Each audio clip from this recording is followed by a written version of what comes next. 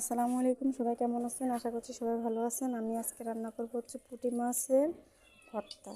তাই তেল দিয়ে পুঁটি মাছ ভাজবো, আগে যা ভর্তা বানাবো। তার জন্য আমি পুঁটি মাছটা আগে থেকে একটু হলুদ লবণ দিয়ে মাখিয়ে রাখছি। সেগুলো একটু তেল গরম করে রাখি, তেলের মধ্যে দিয়ে ভাজা করে নেব।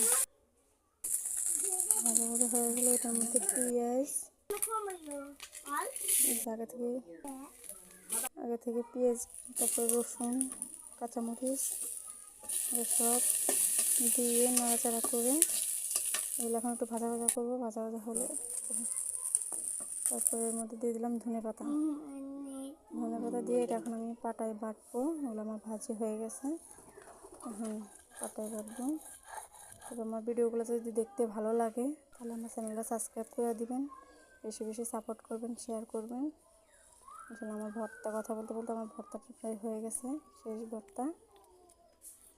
গরম গরম ভাতের মধ্যে অনেক মজাদার একটা ভর্তা, খেয়ে দেখবেন গরম ভাতে। পুঁটি মাছ ভাজার ভর্তা, এই রেসিপিটা অনেকেই হয়তো জানে, অনেকেই হয়তো জানে না। তো সবাই গরম গরম ভাতের মধ্যে খেয়ে দেখবেন। আমার ভিডিওটা আজকে এই পর্যন্তই। সবাই ভালো থাকবেন। আল্লাহ হাফেজ।